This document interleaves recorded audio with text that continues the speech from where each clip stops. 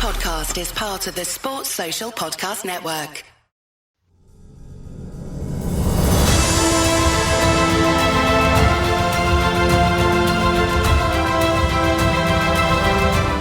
Welcome to Scarlet's Fever, the home of Saucepan Central and Westerer is Besterer.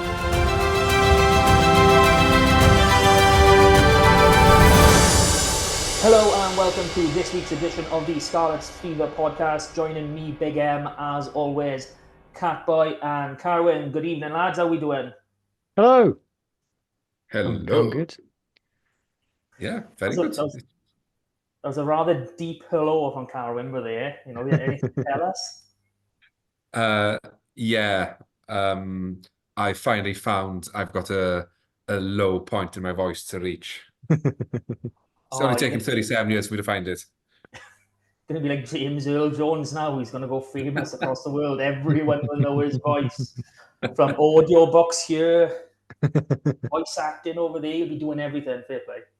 So, other than the obvious, had an enjoyable weekend? Yeah, it's good. Sun was out. Sorry, the deep voice just disappeared. Sun was out. It was a good weekend actually. Yeah. Love a bit of rugby on the telly back to back and good weather. Yeah, all in all. And I tested negative for COVID after Congratulations. So yeah, I was chuffed with that. So I had a tough week last week. So You worked hard for that. Yeah, I'm looking more human again this week after last week. So yeah, all good. Are we still testing for COVID, even now? Well, when I say tested for COVID, as in I felt bad on Thursday, I felt better on Saturday morning. So I'm going to say that that's my test, how I felt. I think some workplaces do have a policy of take a test. If you're negative, come in. If you're not, don't. Yeah, I was about to say my missus still has to do it, but she works from home, but they still ask her to do it. I know. It's absolutely stupid. That sounds like a GDPR thing. Maybe they're trying to up their stats or something. Maybe they're claiming money on it, even though she's working. Okay. That's it. So let's get on to this week, and we've had quite a bit of news. Wait, can I do my show and tell first? You want to do your show and tell? I'll go for it. I'll do my show and tell. Okay.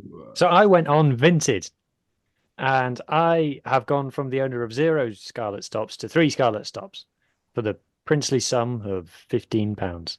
And I'm going to show you my tops that I've got now. Audio listeners, this is a YouTube moment. So top number 1, first of 3, I got a training top. This one's from Macron, and it's this one. So I wore this to the game, and it's the one. Oh, I like that. I saw pictures of you at the game. I like that. Yeah. So it's with the hill. Yeah. I was posting them. I'm unavoidable, man. Yeah. So there you go. So there it is. I like the red front. So it's only red. It's only red on the front. So the back is all navy. So you think like, oh, it's not Scarletsy, but you realize like you own loads of other navy stuff. So if you're wearing jeans or something, like it goes with that quite well. You got a blue hoodie, blue hat, and things. So it looks good. It still says Scarlets on the back. I've got to be honest. The labels on the back feel like they're going to come off after one wash. Yeah, I'll be honest. That's a staple of Macron. Yeah, but the logo on the front is all stitched in. That's quite nice. I like the color texture on the front as well. I think this is something that Nike are doing with their training tops at the moment. I quite like it. So yeah, I like that one. This is the kind of, it's a little bit executive. You kind of look like you work for the Scarlets when you wear it, which we don't. I think it's fair to say. Yeah, clearly we don't. Probably never wear it. But and depending what letters come off on the back, you can always pretend that your name's Carl. Yeah, that's true. Well, you'll be all right with that, just Carl. Yeah, exactly. Yeah. Okay, next one. Hang on. For everyone, everyone watching or listening this, he said he prepped beforehand. I did prep. They're over there, right? So this one's not. This is probably the nicest one. Okay, so this is.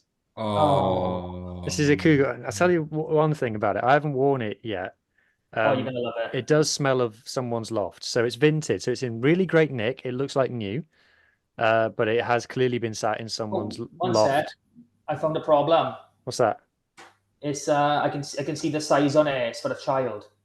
It's medium. Wait to see my next Yeah, one. child size. So this is a cougar one. I can't remember what season this is. Oh, that's an early. Christ, we're talking maybe 10 years ago. It's I'm an going old to one. say 2013, 2014. Oh, I think it's earlier than that. I think it's pre-2010. Doesn't say. I think it was Rhino then, wasn't it? 2013, 14. No, but I do like the cougar stuff.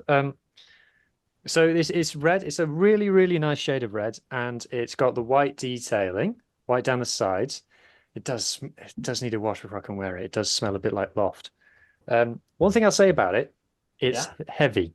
It's quite heavy for what it is. Good material.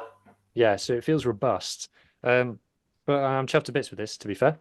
But that's clearly the nicest one. I should be wearing this all the time from now on. And then last one. This is another cougar one. Good. That's always a good start. You ready? We're ready. We're waiting. Come on. Yes! Yes!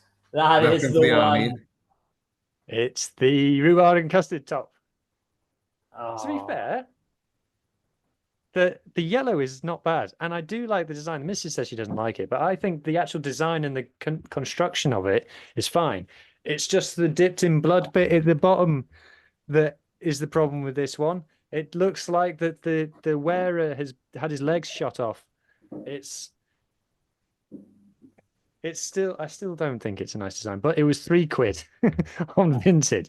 So I was like, I can't not get it. This is a small though. No, I think I'll get away with it because on replica kit tops, I think I can get away with wearing a small, whereas a polo top or something needs to be a medium at least. Yeah. Well, I've just had a look at our kit deals, and pre-2009 we had Cougar, and we had them for 2014 to 2017. So, that's a nice kit. Like, I think a Rhino one is probably my favorite for just the fit on it. It's just a plain red home one. It just fits lovely, and the collar is absolutely massive for my big head. Obviously, famously, Scarlett's kits are all walking, talking billboards, advertising hoardings. So you got that on the arm. Obviously, Carwin all knows all this because he's got one. Have you got one, Mark? You have to get one now. No, I haven't got one of them. I will have to have a look for it now, but I doubt anyone, in human sizes would actually have one to sell. Tell you what, though, I should really be nipping in and around the charity shops in Llanelli. Loads of them. There probably will be. Yes, yeah. I'm pretty sure I might have seen that one in, I think it was the dog charity shop. I think it was behind the register as well, so you couldn't miss it. Under the counter. They don't sell it over the counter. Oh, it was up on the wall, behind the person. Have you got any of the 2016 rhubarb and custard tops? And they go, Come out of the back. Come back later. I think the only terrible shirt that I really want is the quartered European one we had, the chocolate one. See, James from Osprey's Diary says, "Oh, that's a classic shirt." I think it's horrid. Oh, it's disgusting. But I want to have it just for the sake of it. That'd be awesome. It is sort of collectible in that way. We've had some funny change strips. What did you think of that blue and white one? Was that a Newcastle Emlyn one or something that we had a couple of seasons ago? Oh, I think that was one of the 3 counties. Yeah. Ones. Oh, yeah, it was, wasn't it? Yeah. That was weird. My boy has got that one. It's probably, I could run upstairs and get it now, but no, I'm not going to do that. Okay. Is that Hughes show and tell over? For now. Now that I know that Vinted exists and you can get Scarlett's jerseys for £3, I'll probably be back on it before too long. Okay, so me and Karen will go away and we'll decide your mark and we'll let you know next week. And if it's too good of a mark, we won't be back next week because I'll be too ashamed. So before we had Hughes' awesome, amazing, fantabulous show and tell, we were going on to a bit of news. So a bit of news that came out literally, it felt like 10 minutes after we recorded last week. We have signed another player. And it's a lock. So, I'm not complaining too much. Max Douglas from I forget the first part of it. Cannon Eagles over in Japan. So big rangy player, very, very loose, very athletic. So he's not the Slim the for a grunt. lock. Yeah, he's not the grunty, heavy ball carrier that people seem to cry out for, even when we get one in Alex Craig. So what are your takes on this boy then? Well, you tell me. You spent 6 hours on Roby Pass watching him. I didn't actually. I watched about 40 minutes because I was so knackered after going through all them games, pointing out which one is in Rich round, which one he started in, which one he was on the bench in. Half of them he doesn't bloody play in, which was damn annoying. So that actually worried me a bit. I think it got to like round 11 or round 12, and then he just doesn't feature for the rest of it. So I don't know if he's picked up a knock. So that's another traditional Scarlet signing, coming injured. But obviously we don't know anything about that. But yeah, I think he's very similar player to Lousy. So if we're looking for that combination of constantly having a heavy lock and a more loose athletic lock, bringing him in means we can have two pairs of just copy and paste and just go and go and go. Craig, Lousy, Moggs, and Douglas. Yeah, and Jack Price. Look, I'll be honest, he's not far off Moggs, in even quite sort of in between, really, isn't he?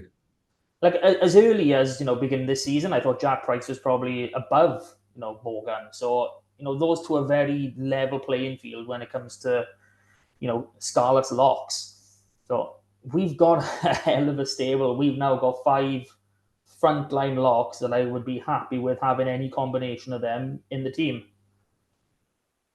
Yeah, but only one of them is Welsh. That's the only thing. What do you mean? 2? Which 2? Price and Jones. Oh, sorry. I thought, no, 5. Hang on. Craig. Yeah, Lousy, Craig, and Douglas aren't. Oh, okay, fine. I thought you were maybe counting for Fita as one of them. No, I wouldn't count Fafita as a lock anymore. Those days are long gone. They died back in June of last year. So are we all happy with them? Did we need this sign-in, or do you think it maybe could have been better spent elsewhere? Personally, I don't think we needed him. I'm not saying he's a bad signing. I think he could be a good addition to the squad. It's not what I feel we were crying out for. I'd have preferred us going for a maybe more traditional 13. I think I know we've got Joe Roberts, but he's injured at the moment. The likelihood is he'll be involved with future Welsh camps when he's fit. For me, the Eddie James, Johnny Williams partnership, as good as it's been, they're a bit too like for like. We've almost had an inside centre and an inside centre playing, and big gap then. So I'd have rather us look maybe for a 13, but obviously he's got some talent because he played for the Waratahs, he's played in Japan. I think he's played for the same team as Faf de Klerk. So there must be something about him to play with such esteemed international teammates. But yeah, is he better than Lousy? Jury's out on that one, I think. And if he's not, then probably not the signing we needed. No. Well, feels a bit like a panic. Yeah. To put who he is as a player in that team as a context, Japan only have a small number of slots set aside for foreign players. So for you to get one of them, it's good going. You've got to be half decent, or at least fully decent in most cases. Like, I don't see where he's really gonna fit in. It's like, do we want to have 2 mobile locks? Because in the event of, because Craig and Lousy are starters, we know that. I mean, it's not my preference. I've already spoken about that before. But if Craig goes down and we end up with Lousy and Douglas as our locks for 60, 70 minutes, our scrum is going to suffer. So I don't mean to be negative. I really don't. I hate being negative about the Scarlets. I'll be negative about any of the other 3 regions any day of the week. Happily do that.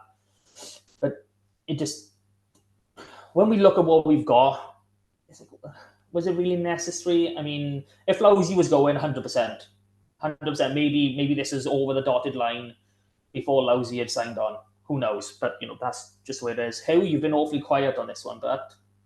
No, I think you two have covered it nicely. I think it's become such a cliche of where the Scarlets need to sign. Everyone goes second row, but we don't. We've spoken about this on the pod before. We've actually got quite a lot of second rows now.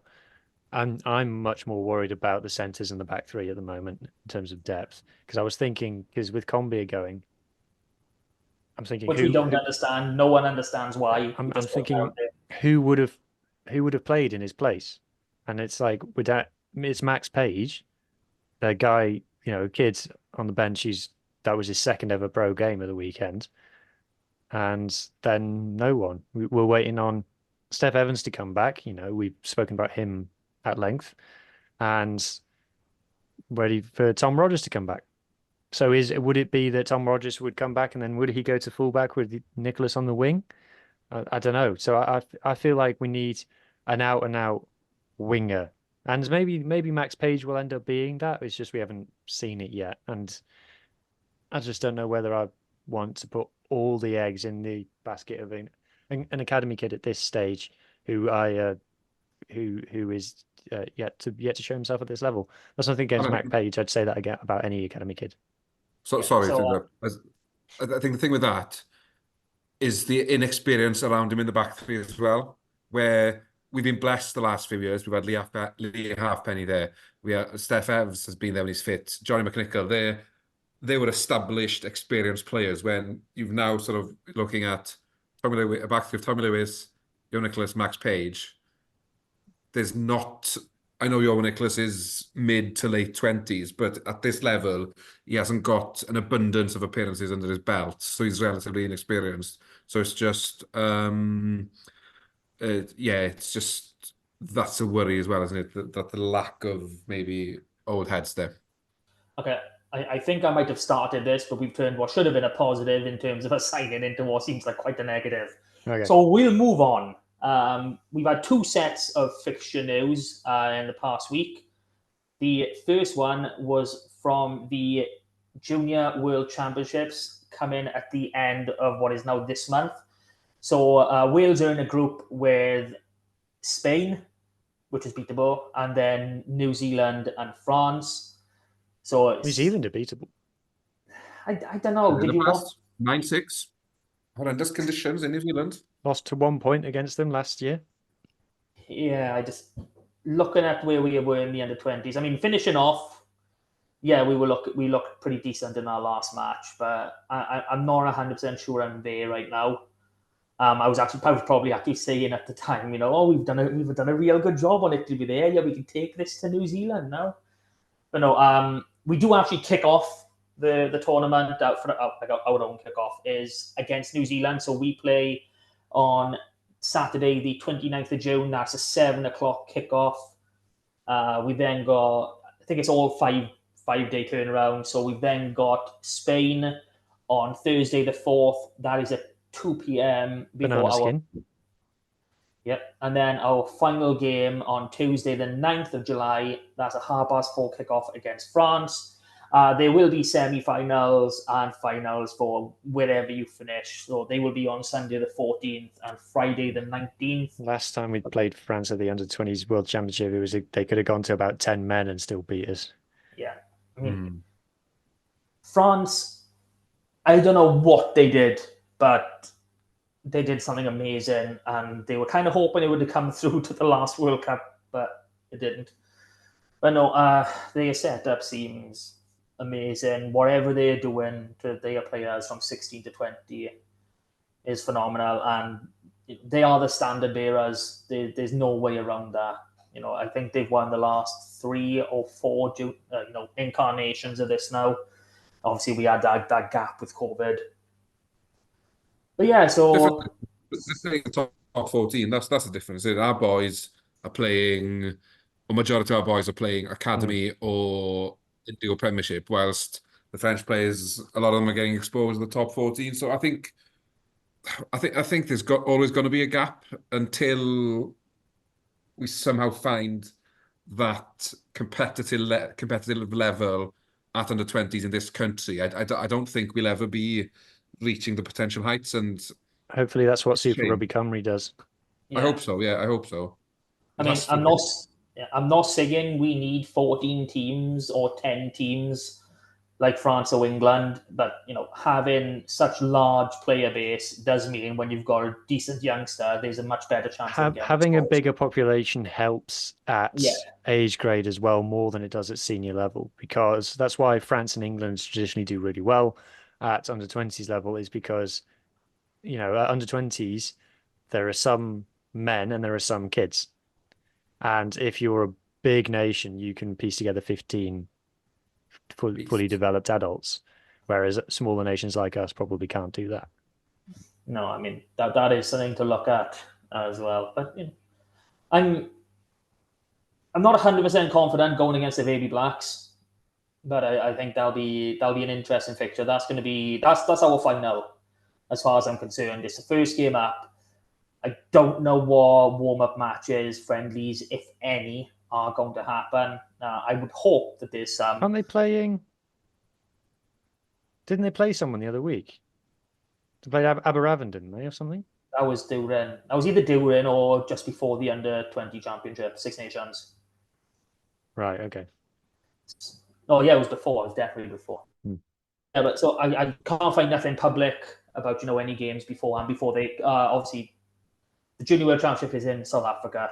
So before they fly up, I don't see any fixtures. I can't see any. I'd like to think there are some, even if we go for like a 40-minute training game against one of the teams in the other groups. So maybe we catch them cold, but that is our Junior World Championships final. If we beat the Blacks, then we got a chance of making the top 4, and that would be absolutely outstanding for us. Spain, 100%. We got to beat Spain, and then France is France. France is just awesome. Just the way it is. So that's one set of fixtures. The other set of fixtures are the ridiculously early 24-25 season United Rugby Championship fixtures. So I'm assuming both of you had a chance to have a look through our season. Yep. And Hugh, I think you might have a comment on this. It's a lot better than it was this season in terms of the starts. There's a chance for us to get momentum there. It's almost kind of pressure on, because this season we went to South Africa. There was no pressure in terms of results. It's going to be pressure on. By the way, I worked out that between Wales's last game, which is against the Reds, and Scarlet's first game is 54 days. So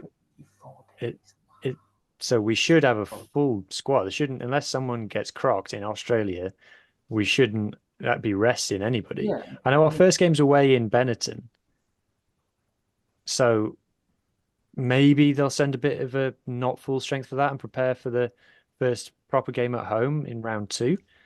But for me, it's almost kind of pressure on for these first games. We need to be winning 3 or 4 of those first 6. Yeah, like we if you read out what they are, so people can know what I'm talking about. So we were all talking on the group chat. Yeah, you've got them. Yeah, I've got them in front of me. Yeah. Sorry. That's brilliant. So we were all talking on the group chat beforehand, and what was it? I think me and you, Karen, both said 5 of the first 6 were winnable. So you've got them in front of you. So why don't you ring off probably, yes. I don't know, there's 10 up to Dragons. So that takes up to New Year's Day then. So first match away, as Hugh mentioned, away at Benetton, then back-to-back at home, Cardiff and Connacht. We then, funnily enough, play Cardiff for the second time in the season in round 4 on October the 12th. We're then home to the Bulls and Zebra, and that's like the first block of 6. I actually think that block of 6 either set us up or ends our season. I think that's how big the first 6 matches are. If we can get 4 or 5 wins there, we're laughing. If you want to pick up a win, season's over. So then after the Autumn Internationals last weekend of November, we travel to Glasgow. Then there's a few European matches. I'm basing that on the date difference because round 8 is the loved, hated trip across the Lougher to face them that shall not be named on Boxing Day. And then we see in the new year with a home match against the Dragons. I think so 6 wins out of 9, and we're looking very good, I think. And I think six are winnable. But yeah, it all depends. As much as I can see us resting a few boys for Benetton, go out there and get a win. Start the season with a big W. You gear up then for Cardiff and Connacht at home. Then Cardiff, we could be 4 from 4 by the second weekend of October. And I know I am optimistic and I am very crazy in my predictions sometimes. But from the first 6, the only game I'm a bit about is the Bulls at home. Yeah. And depends how they travel as well. Well, they're never going to send their first team. They'll still be resting their box by then because we're not their first tour game. So I think they have 1 or 2 tours up here before us. So okay. Yeah. It could be that it's just their B team. And South African, well, the Bulls probably travelled the best out of the South Africans. If it was the Stormers, it'd be a different conversation. It's a big game. It's one to look forward to. It's one to put a ring around. This is a targetable game. So I'm with you guys. I think it's other people outside the Scouts might think we're mad, but if you look at those fixtures, it's got to be 4 wins from the first 6. Yeah, and I think if we want to make the playoffs, we've got to wrap it up by round 15 because we end the season home to Leinster, then a trip to South Africa.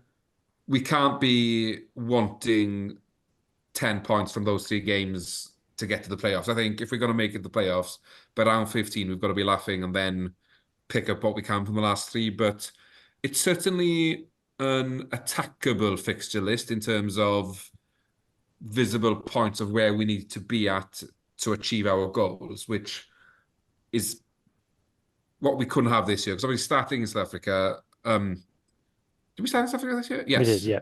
Yeah, starting in South Africa like that, you're on the back foot immediately. So at least this fixture list, in my opinion, gives a real fighting chance. Yeah. I mean... Go on, Matt, sorry. Yeah. When, I look at this from a whole season structure, and I think my only issue is, one, outside of European games, we don't have a home game in November or December. So, talking from a fans front, that's an issue in itself. And for some reason, I understand the first one before the Autumn Internationals, but we got 2 weekends where there's no rugby, and that's before Christmas. And, I've seen the way the URC have written when their rounds are. They've tried to make it sound as though we don't. But if I got to figure this, we got the first weekend in November, so the 1st, 2nd, and 3rd, we don't have a game. So, okay, fine. But then we don't have a game for the following 3 weeks. So that's 4 weeks. So it'd be 5 weeks from game to game. That's one issue for me. And then another break we got is the weekend of December 20th, 21st, 22nd. The URC that's because the Boxing Day game falls midweek, doesn't it? It's on a Thursday, but we could play on the Friday easy enough. There's a way you can do it. But sort of putting our Super Rugby Cymru hat on for a second, because the Scarlets haven't got a game, everybody can go and watch the Queensland Dyfry derby. Yeah, well, you'd like to think that. I quite like the way that's fallen this year and the fact that there's no clash with Super Rugby Cymru. So the derbies could be packed because none of the regions are playing. Yeah, that is a positive. From where I'm looking at it, though, we got that one in December. That is fine. because of how the games fall in and around there. I think we got like 3 or 4 games before then a break, Do you and think? then a big chunk. I don't know whether this is offside or not. Sorry, you guys can tell me if I'm wrong. Could you play Drovers Quins at the park, or is that? No. It's Un- a unless revenue, you- I think, for the club, isn't it? Yeah. Unless you're making a spectacle of it, putting on like something absolutely massive and paying for the fans to come down, because it's a long enough trek from Carmarthen, but from Llandyfri down to Llanelli, it's ridiculous. I mean, it's worse than Llanelli to Cardiff. You're talking your whole day gone, and that's another point when we come to community or semi-professional rugby still being at a 2:30 kickoff. That's an issue in itself. But trying to get that fixture down to Llanelli with nothing else around it, I can't see it working. I wish it would. Yeah, the 28th as well. Might still have family down for Christmas or something, and might go as a family to watch the game because you can walk to the ground or whatever, as opposed to having to trek down to Llanelli. Okay. I like the idea, but I've always said about Judgment Day, having the Premiership or now the SRC sides playing over a Saturday and Sunday. So there is this. Yeah, so from a Scarlet point of view, I'm really worried about having a massive break so early in the season, and then obviously Six Nations time. Since we've stopped the Anglo Welsh, I've always been concerned about not having boys being match fit, match ready. We need to chuck a friendly or two in there, don't we?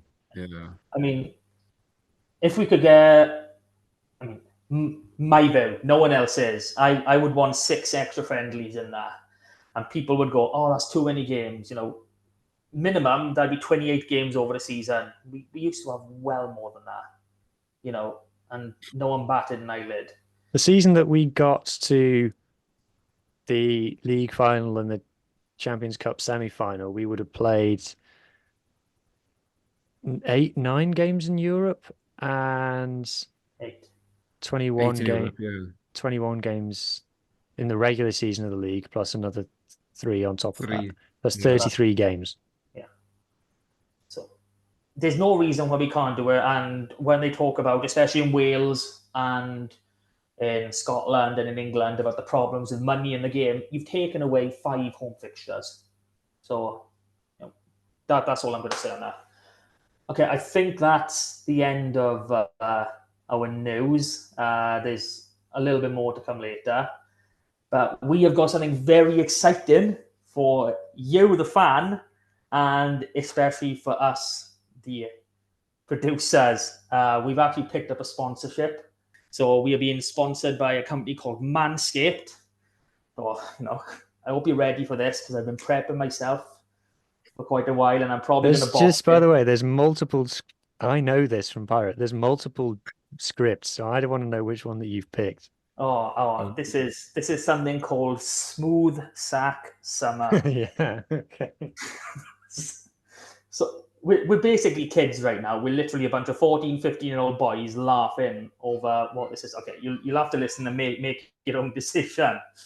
Okay, so here's our introduction. Ladies and gentlemen, it's my pleasure to announce that Smooth Sack Summer is officially upon us. When you're playing in the summer sun, make sure you're groomed from pubes to bum. Thanks to our friends at Manscaped, you can make this season your smoothest yet.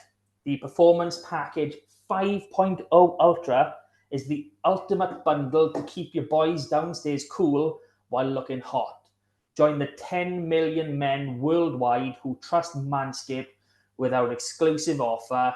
Get 20% off and free shipping with the code RugbyBalls at manscaped.com. That's 20% off and free shipping, postage as we would say, with the code RugbyBalls, spelled RUGBYBALLS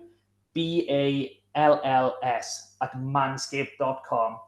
It's Smooth Sack Summer, boys. Get on board or get left behind. Like a pro, Matt. Like a pro. I enjoyed that. So Is that what I'm you've been assuming doing all day? Oh yeah. So you both had your products, like I've just shown mine. Yes. Here's the big question though: have you used it? Yes. You have, okay. So On my Which legs. product did you get? The Lawnmower 5.0 Ultra. Yeah, that's what we got. Did you get something different? I got the performance package 5.0. But that is because there's only 2 of you, and there's about 20 of us. So I Yeah, think that they would, probably is what it is. I think they would have probably like, oh Christ, we can't give that many free. Yeah, exactly. That's why I didn't put my name down again to get it through 2 different pods. But yeah, no, I see. So in my stuff, just tell all the listeners about the other things you can get. I got a pair of boxers, lushest boxers I've ever owned. I feel Prop, proper luxurious. Nose hair trimmer, stuff like that. I've used the nose hair trimmer. I haven't used the lawnmower yet. A nose hair trimmer, I could definitely do with that. Literally, I was driving in the car earlier, and the mister like, you've got a nose hair dangling out. And honest to God, once she tells me about it, and I physically see it in the mirror, I'm like, I gotta get that bad boy. And oh my God, the pain was unreal. I'm like, a nose trimmer would be an idea for me. So, Carolyn, you've used the product. Did you use it for what its intention was? That's the question. Well, it says on the box, groin and body hair trimmer. So I used it for what it says in the box, and very impressed. Yeah, very impressed. Highly recommend. The thing I struggled with most was changing the Heads. With the length. Yeah. the length on it. But once my brain was able to do that, I was away. But no, they're very good. Just put a And it's control in waterproof as well, so you can take it in the shower. I haven't tried in the shower, but And it's got a light. it's got a light as well, yeah, so that you can see the different skin tones, and it's a very very good product. It's posh, And, isn't it? It's hefty and stuff in your hand. oh yeah, it's just even the way it arrives in the box, it was like just looks quality. Yeah, it's good. Manscaped certainly have I've got a fan in me. I'll say that much anyway. Yeah, so I've got the whole package by you. So it's a rock hard box. It's real good quality. Obviously, it comes with a rechargeable lead, and this is just the lawnmower now. This isn't the package. I think you can get this on its own. I've used this, and honest to God, I was scared to my wit's end. So, but it's got no nick technology. I know. I was shocked at that. This is like, so no, obviously when you have anything, you're obviously in that area, you're obviously really cautious. And fair play. I've done a good job.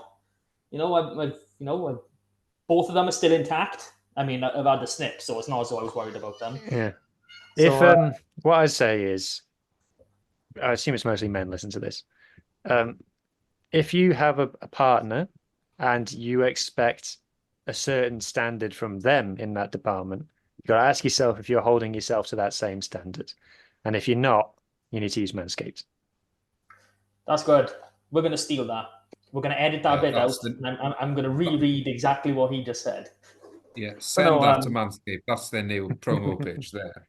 Oh, it's actually got Manscaped on the back of the little box as well. I don't think you can see it because of the light. Oh, you can see it shining now.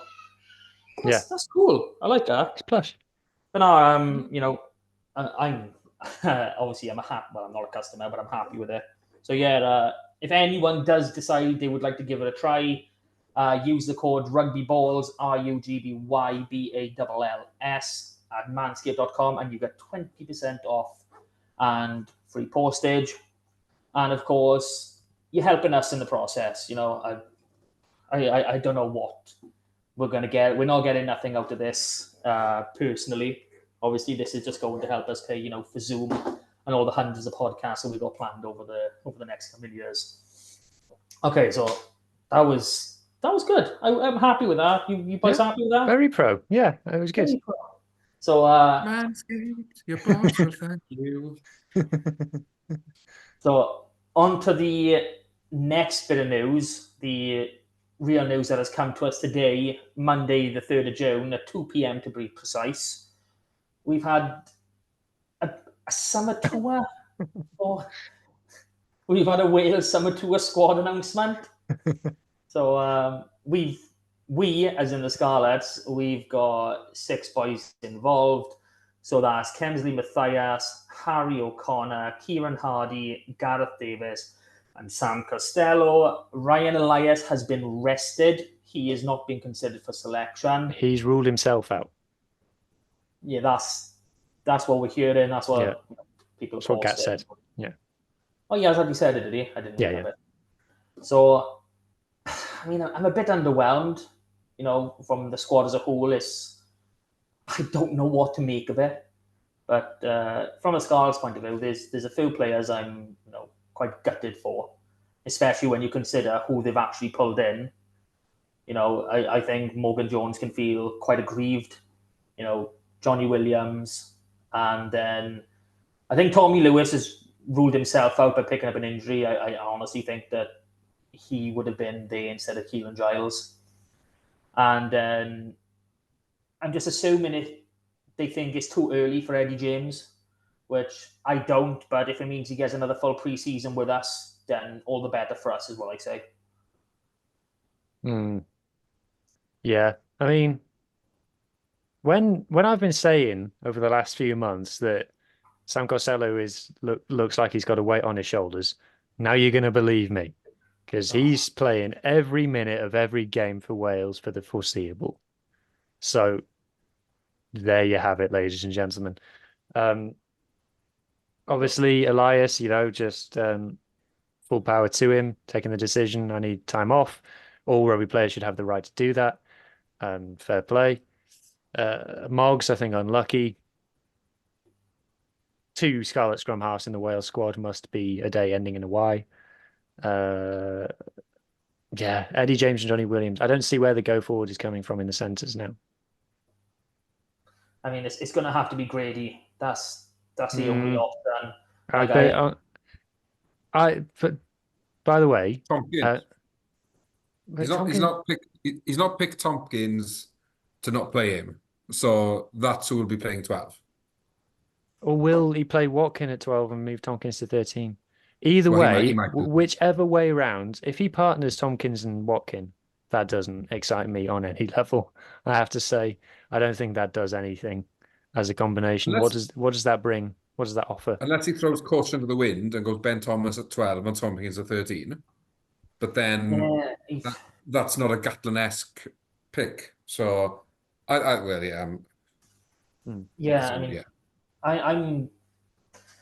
we obviously know that quite a good chunk of these boys, I think it's 10 of them, are not available for the South Africa fixture. 10 non-Welsh based players, 10 exiled players, if you want to call them that. That's got to be the most in ages. So this is my kind of thing about the 25 cap rule. I have seen no data to suggest that it does anything, and I have seen no data to suggest that it improves Wales as a team. And that ever since we've gone initially to a 60 cap rule and now to a 25 cap rule, the number of players we are picking from outside Wales has increased, not decreased. Yeah. And let's be honest though, when you've got quality players playing the 3rd division in Japan, being picked for a Welsh squad, then it's a shambles. And sorry, he shouldn't be anywhere near an international squad after what happened before he left. You cannot have somebody who breaks the law being picked as a role model for children. Morgan Jones should be furious, gutted, all of these emotions, because I honestly think this is Gatland's Tom Bowler squad. He's chucked every Welsh player in the world into a hat, picked 36 names out, and these lucky 36 are the ones who've been announced in the squad. And the way we know it's a Tom Bowler is because we got 4 hookers and 5 tight heads. So it just came as it did. 5 tight heads for 4 games. There is no logic whatsoever in that nonsense. I'm not sure exactly how many more Scarlets probably deserve to be there, because obviously we've had a poor season. Let's not play that down. But in terms of some of the selection that have been done, makes me question why Gatland's in the job, because I don't get it. As in, he's said today he's looking for a more physical outside half. So he's picked that beast of a player in Sam Costello. Obviously, he puts a shift in defence. I'm not denying that for a second. But he's not exactly the most physical of fly halves in the world. Obviously, I'm chuffed he's there because I think he's the best 10 in Wales. But I just don't understand Gatland's thinking in his selections with what he said. Yeah. I mean, something that's bugged me is that he said we're building for 2027. There is Okay. no such thing as building for a World Cup. Yeah. We know that's your opinion and all that. But one thing that annoys me is you've pulled in two 31-plus-year-old locks that haven't been involved for 3 years. How For a is that reason. building? Yeah. So, if it was a case of they've been involved for the last year, 18 months or so, yes, I 100% understand that. But you've literally pulled them in for 2 games. If Corey Hill is lucky, he might be allowed to come for that 3rd game against South Africa, but that's not a given either. He's still got to get permission from his club to come and play. And, even speaking on him, I am really surprised he's able to get a contract in Japan just based on what their culture is like. He must have somehow hid that massively from them before getting a contract, because there is not a Japanese person in this world that, knowing what he did, would hire him. And I can say that with 100% confidence. I mean, 5 tight heads is a bit much, and 3 of them are non-Wales based. So we know that Kieran Azarati and Harry O'Connor are going to be, 3 and 18 against South Africa. And we've also been told that the squad is going from a 36-man down to a 34-man before they go to Australia. So for me, that means 1 hooker and 1 tight head to go in. And because the 3 non-Wales based players, day 1 is going to be getting on a plane to Australia, that for me tells me Harry O'Connor is there for South Africa, and that's it, which I think is a disservice to him. And I'll get on to more of that when we talk on the next bit. Well, he got asked about Giles and Bevan in the press conference, and I know it's not our players. And he said, "Oh, we've picked them so that we have the bodies there in training. So those 2 are basically holding tackle bags. That's why they're there." Yeah, well, Bevan 100%. Giles, I'm not sure on the number of bodies we've actually got for South Africa. So he might actually get a cap in that game. It depends whether they play Grady in the centres or on the wing. I'd almost be tempted to go Thomas Grady in the centre, because at least they've played together before. Well, yeah, before this squad was announced, and I was looking, Wales squad, okay, what am I thinking? I was thinking 9, 10, 12, 13 was going to be Scarlet, just for that cohesion, especially for the South Africa game, because we haven't got Joe Roberts, who is the number 1 13. We know that. Gatland should surely know that by now. And look, Mason Grady has got a future at 13. I don't doubt that. But defensively, he doesn't have, the reading ability to do it yet. So it's literally those 2. So if you can't have Roberts combined with someone you want at 12, then you just go with whatever works, especially for this one game. It just, Gatland done it so many times in his first 12 years. He made decisions that baffled everyone's minds. And when 3 million people are scratching their head at your decision, it's not the 3 million people. I mean, yes, some of it's worked out on occasion for him, because I still don't think he's had the greatest record of Wales based on the players we had. So, sorry, Karen, you were going to say something? I was going to say, from a Scarlet's perspective, though, gutted for those boys that haven't been picked that probably deserve a spot, but it does mean we'll have them for a full pre-season. And being selfish from a regional point of view, I think that's more important. I think Team Wales can do what they want. I'd much rather us have a squad firing on all cylinders for that trip to Benetton, and that we make the playoffs next year. Yeah, I'm I've gone from being angry to thinking, actually, let's look at this from a selfish point of view. Chuff for the 6 boys and get in for the rest. But Even like someone like Johan Lloyd, who, you know, we've dissected his game plenty of times on this pod, to go from starting at fly half in Twickenham to not in the squad in 3 games. Like, is he a victim of being passed from pillar to post in terms of being played at 10, played at 15, coming off the bench? Has he been made a scapegoat? Well, he's picked Jacob Beetham as a 10, and he's never played 10 in his life. Well, yeah. For me, this actually reminds me of a Max Boy song surrounding the late great Phil Bennett. But no, Lloyd not to be in the squad is a shambles. I mean, personally, I don't think he's a great 10. You know, he doesn't have. Who's Wales backup 15 now? Sanjay. Oh, Liam Williams. Sorry, I forgot Sanjay was back. Sorry. Yeah, how long is he back for? That's the question. Actually, no, it's Wales. It's Wales. He'll be fit for every game. Okay, I think that pretty much covers it. So congratulations to the 6 boys. Just very, very quickly on Ben Thomas. I think Ben Thomas is excellent. I think he should be playing for Wales. I think he should be in the matchday 23. He has started 1 game in the last 3 seasons at fly half. 1 game. So please could we stop with the Ben Thomas is better than Sam Costello chat? What a load of nonsense. Yeah, I mean, but at playing 12, yeah, Ben Thomas is better than Sam Costello at being a 12. I think Ben Thomas I would think about starting him at 12 for Wales. And I think that if you work it right, him and Costello could work well together, because Costello and De Beer are quite similar. So we know it worked at Cardiff, so it could work for Wales. There is anyone saying that Ben Thomas should be starting ahead of Costello at 10 is not basing that on any data.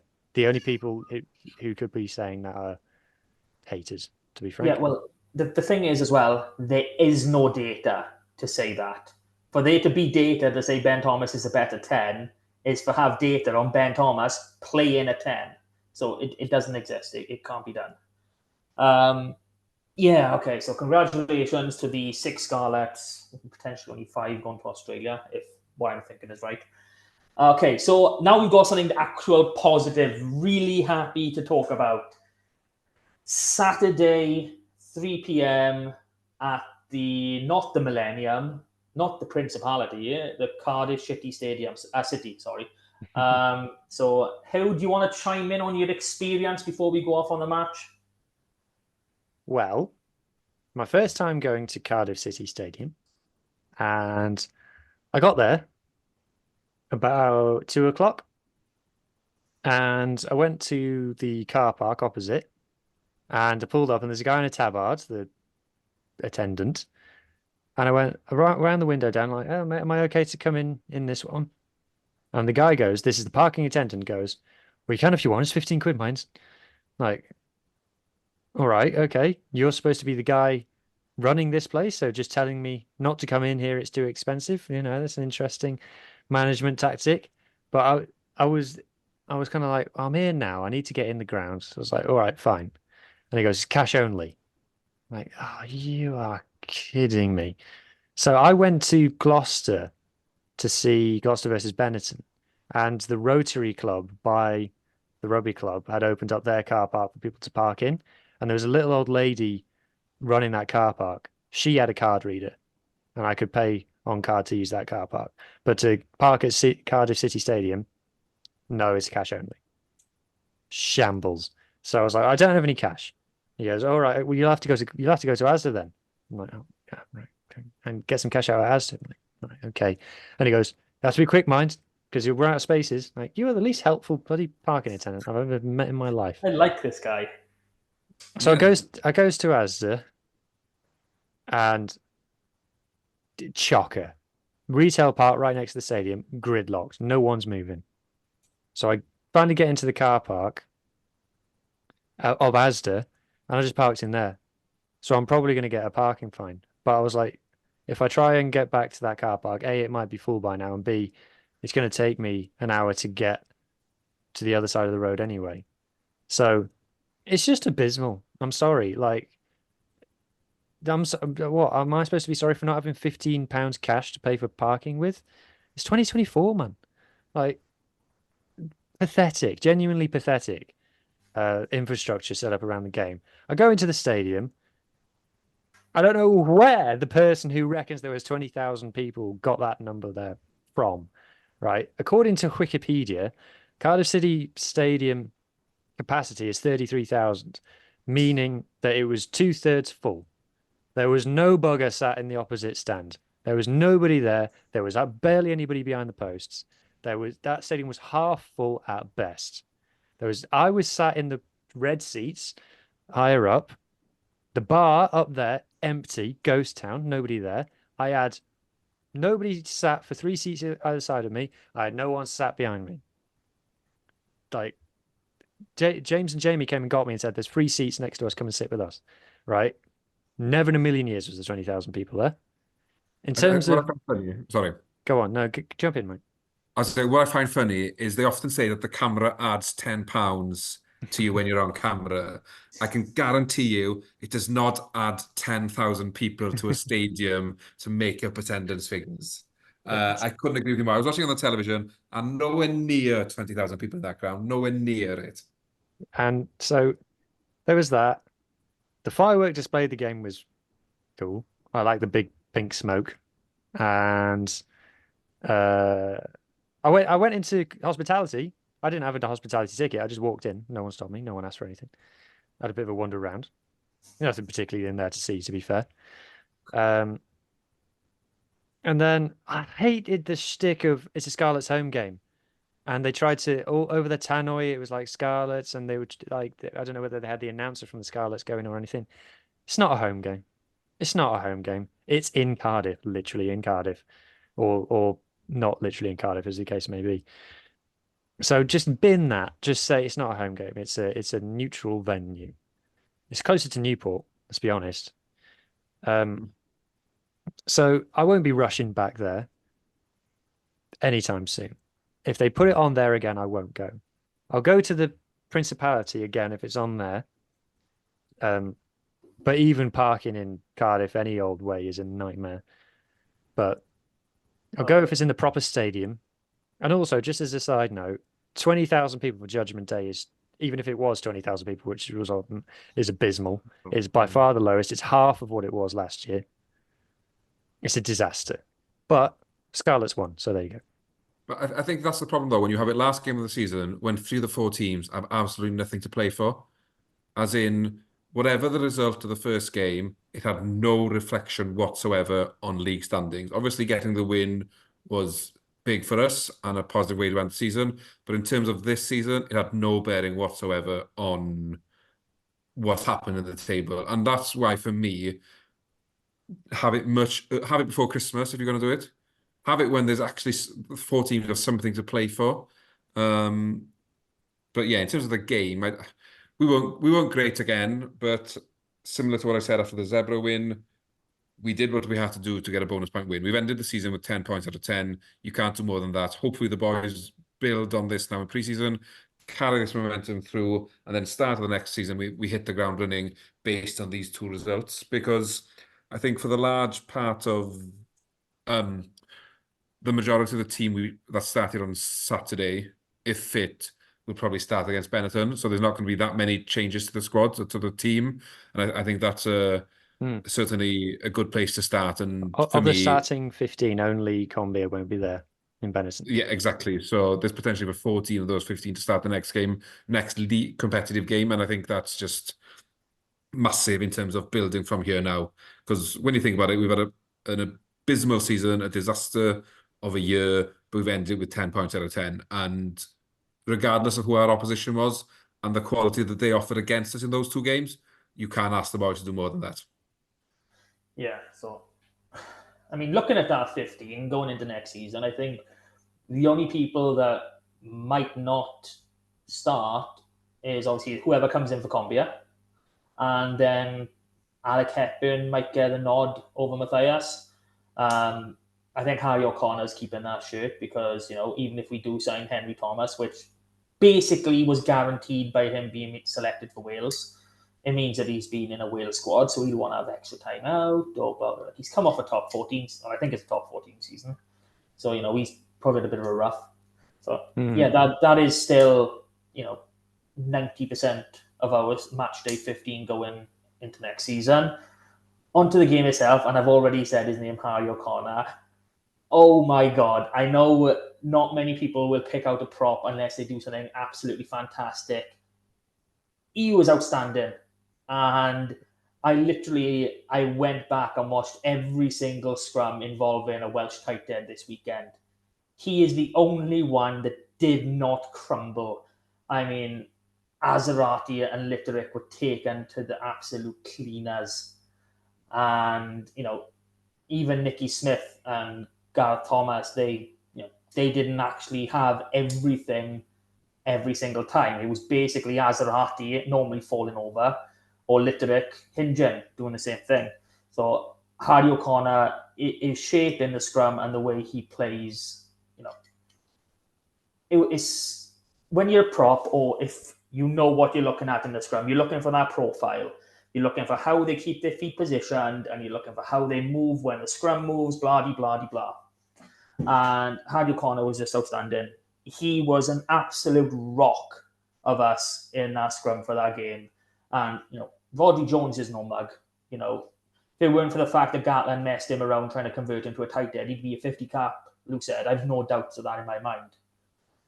So, and the one thing I'm liking...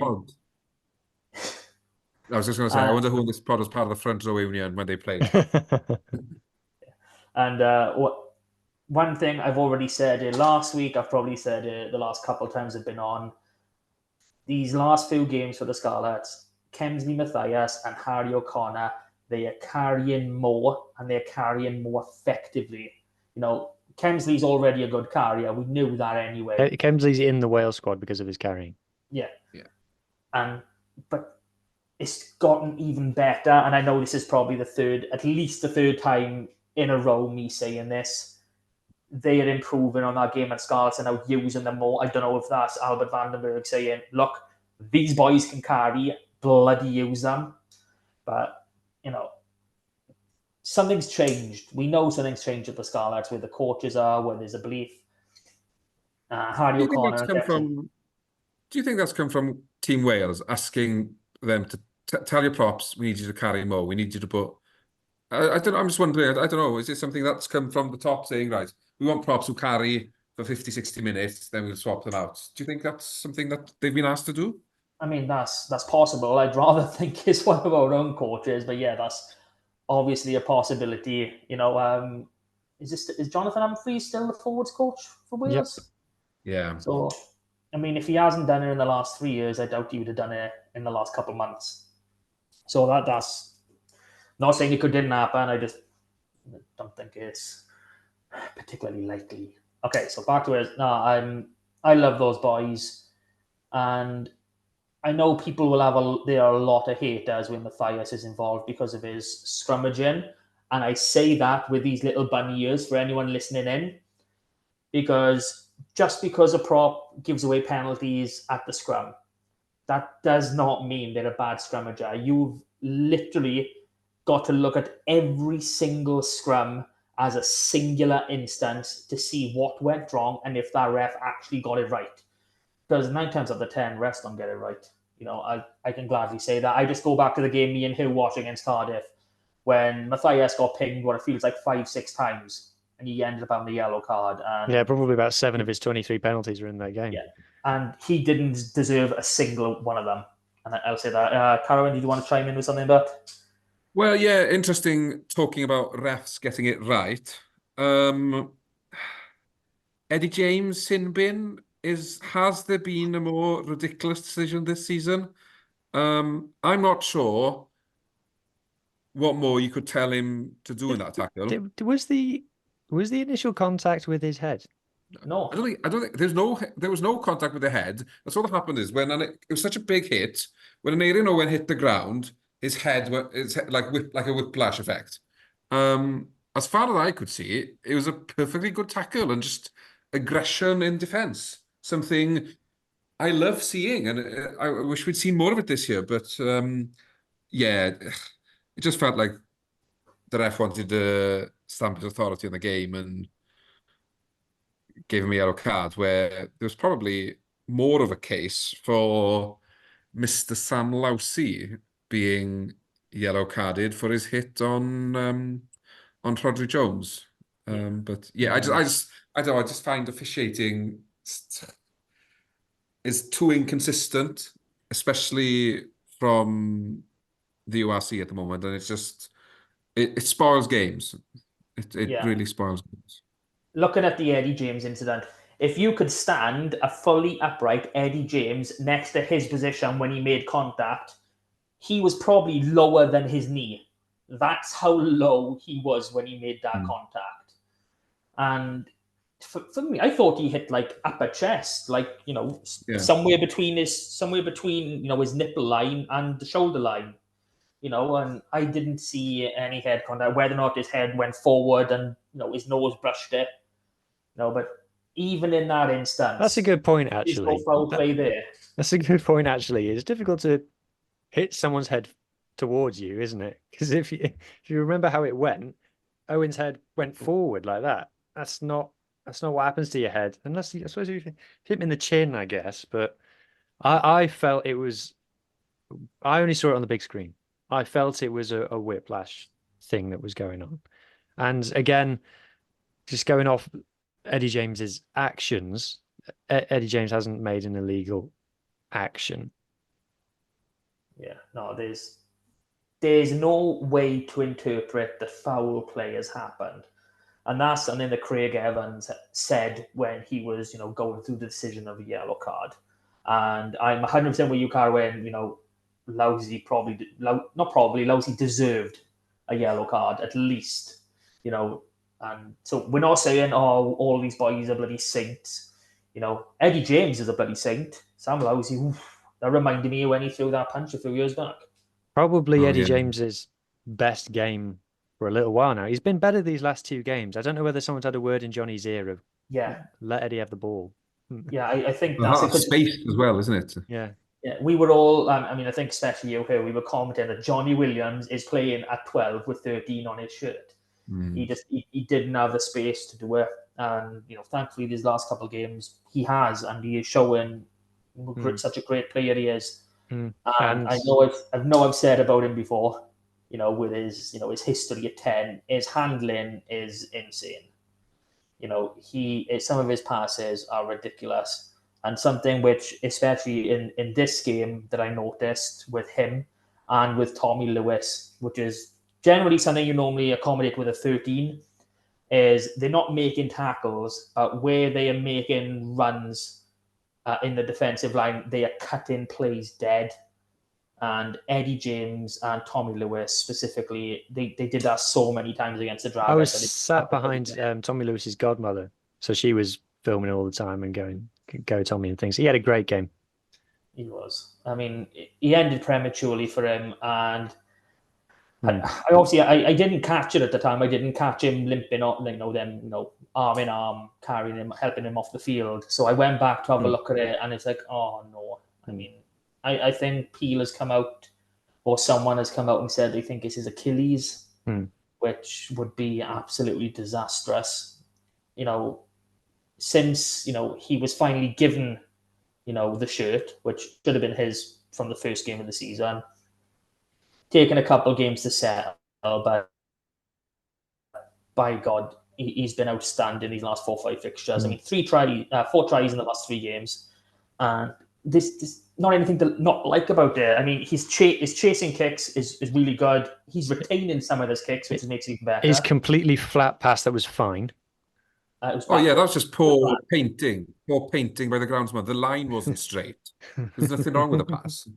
No, I mean, there's this thing. I know I've said this in the group, but there's this thing that governs our world called physics, and momentum is one of those things. Look it up. The TMO. Why? You look at the hands. You know what I mean? It did take us half an hour to get going, though. Once we scored that first try, the boys perked up a bit. The first half hour was a tough watch. It was like, these are two poor teams. Probably Eddie James was the only guy playing well in the first Yeah, half hour. yeah. Let's be honest. No beating around the bush. The quality of the game wasn't great. It was clearly visible that two teams who were where they are in the league position because of the way they played this year. But boys grew in confidence as the game went on. Nothing fazed them, even when Eddie James got sin binned. They were solid in defence. As in, We scored. We took the lead with 14 men. It took the Draggers like 7 minutes to realise they had an extra man, and Steph Hughes did a crossfield kick. And just I don't know what's happened this last month or so, but they look united as a squad. And at times this year, sorry, Kevin. no, at times this year it hasn't looked like that's been there, but it's certainly there's a bond there now. I feel the same thing happened last year. There was a complete change in mentality. And we started kicking for 3 more, and we started just result over performance. And that's what we did last year, and we started doing it this year. So let's just fingers crossed we don't chuck it all the way over the summer again. That's what I'm hoping. Because last season we probably looked better at the end of last season than we look now. And we managed to lose it all over the course of a long summer. So that's what I'm just praying that we don't do again. It is lose all this good form. But we got some consistency in selection. Only 2 changes to the 15 last 2 games. It's obviously Dwayne confirmed listener. Also, shout out Carwin Tuapolato as well. Has been liking and sharing all our stuff lately on socials. Carwin, if you do listen, we think you're great. Keep doing what you're doing. You had a fantastic season. Come on and join us. It's a shame you're not in the bloody squad, especially over Martin. Oh. Yeah. So yeah, happy with the win. Look, you know what? It doesn't matter how it comes. If you're a fan of your team and your team wins, you can't be happy about that. Come on.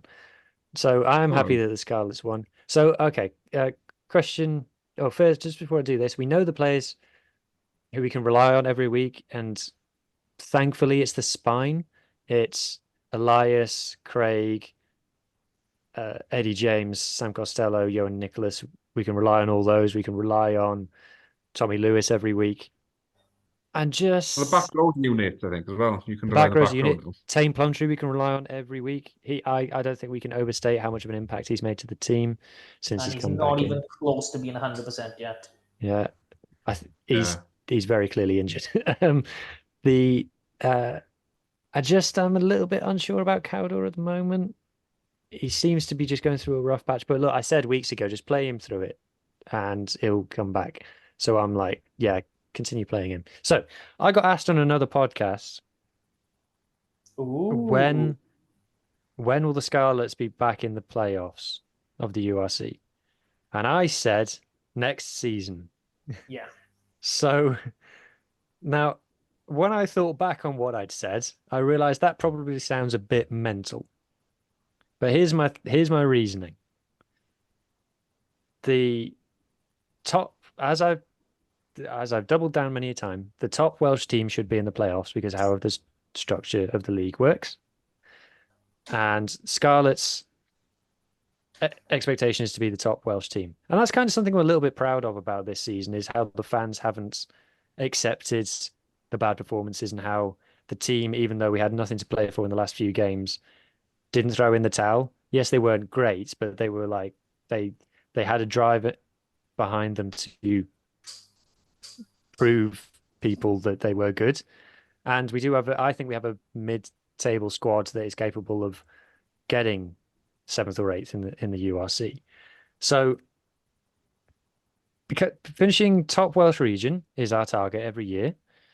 And we've got a reasonably decent fixture list. And if you need 10 wins, we've won 5 this season, when probably the worst season we've ever had. And we've still won 5 games. So to get those extra 5, say the Lions game, the Dragons game, that's 7. Chuck in an Ospreys win there at home. Edinburgh at home. Yeah, so there you go. So there's 10. But so, Edinburgh had 11 wins this year and not in the playoffs. Bonus points, isn't it? Yeah. They're not. So, yeah, they didn't score a lot of try bonuses. So it's a little bit mad. So I'll let you go to Carwyn first. So, am I just stupid for thinking that the Scarlets have even a hope in hell of being in the playoffs next season? I don't think you're stupid for thinking it. I think it's possible. I think what goes against us is our 3 last fixtures, in the fact that Leinster at home, Lions away, Sharks away. Our record in South Africa isn't great. Okay, we're playing Leinster, I think, the weekend before the European semi-finals. I'd like to think that we'd have a semi-final the weekend after that as well, so that we'd have one eye on that. So it's just whether or not we'll have enough of a buffer to not pick up a lot of points in those last 3 games.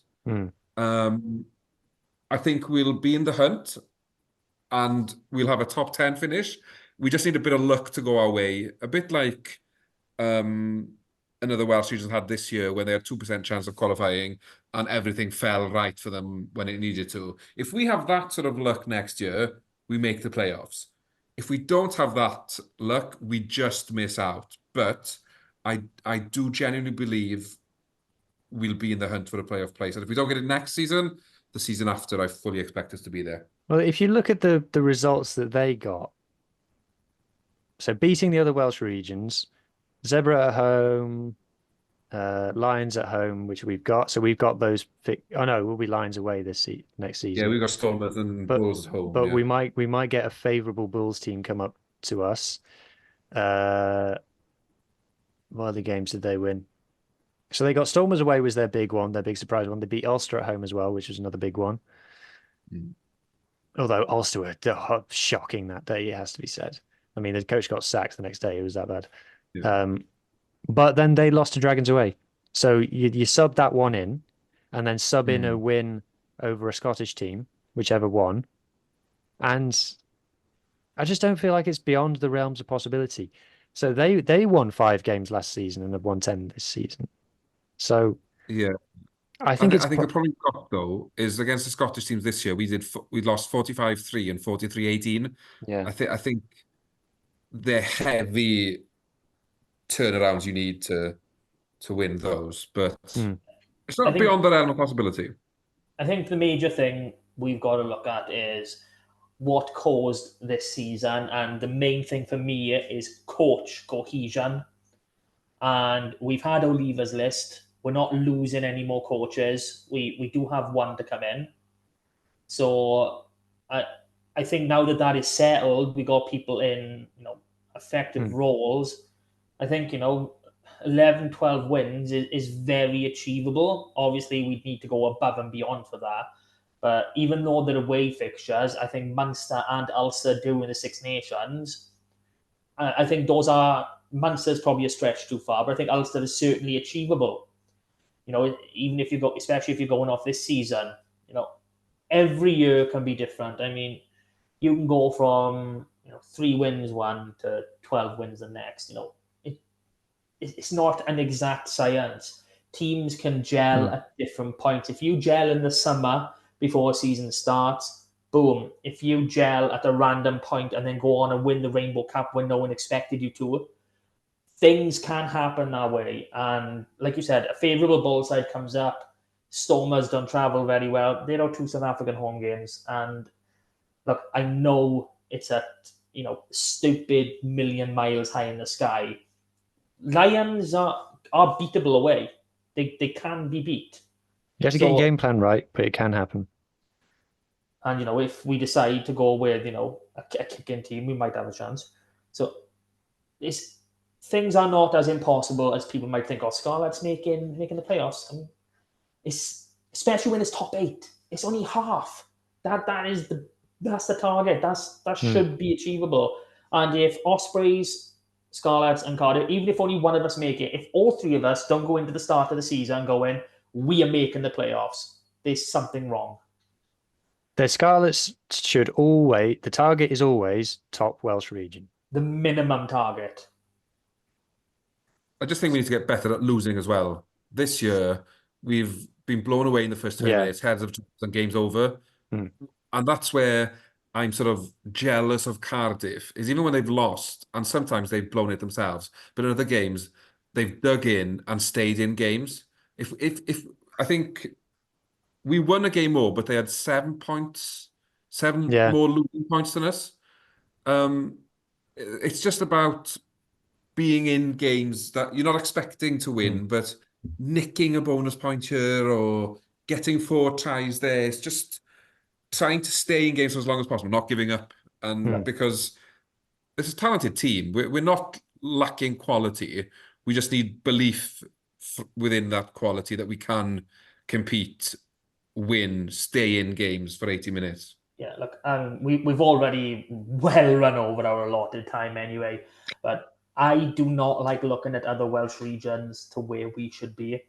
And if I look at Cardiff, even though, we've had all these losing bonus points, if the Sharks do not make the Challenge Cup final, we finish above them in the league. That is it. That is the only difference between us and Cardiff. Sharks get eliminated, semi-final, quarter-final. They go strong against Cardiff. They win that game. Cardiff finish one below us. They've not had a great season. I don't know why anyone thinks finishing within 7 of your 10 losing games, or however many it is, makes it a good season. It doesn't. Shit season for Scarlets, Cardiff, and Dragons. We've had the most wins. I can kind of take that. And the fact knowing that other teams effectively throw in games is what caused Cardiff to go above us. We've used the fewest players as well.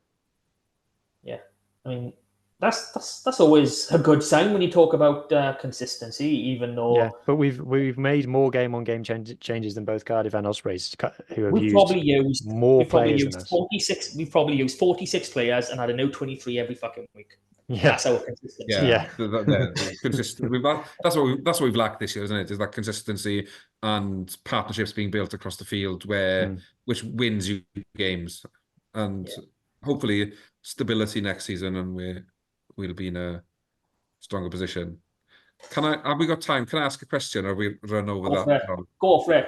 We're really late. Johnny Williams being omitted from the Welsh squad, does that raise any concerns that he may not be a Scarlet player next season? I think so. It does from the outside looking in, but for me, him not being selected, I know he was carded and all that, but he would have surely been told if he was going to be involved in the Six Nations. I think that was the time to be worried. And the fact that we haven't heard nothing since then, that just tells me that he's just trying to iron out a few extra things with us. Obviously, if we knew he was leaving, if we knew he had no intention of re-signing with us, he'd have been on our leavers list. That's where I am. I get the concern, and I could be 100% wrong in this. I hope I'm not, but I don't think it's an issue as it stands. Do we have any more questions to round off? No? Okay, well, thank you all for listening to another very long week of the Scarsfield podcast. The season might be over for the Scarlets, but it's not over for us. We're going to be doing some squad review over the next few weeks before finally realising, we might have to spend some time with our families over the summer. So, thank you, lads, for joining me, and I look forward to talking about a nice red win next week. But try, boys. Cheerio.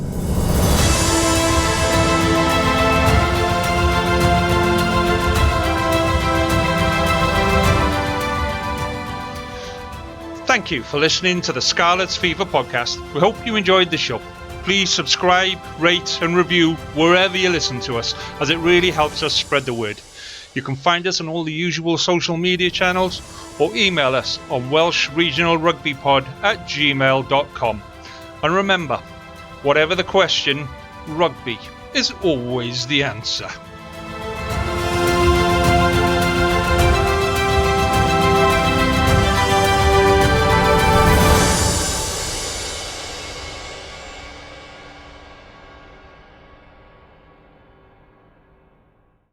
Sports Social Podcast Network.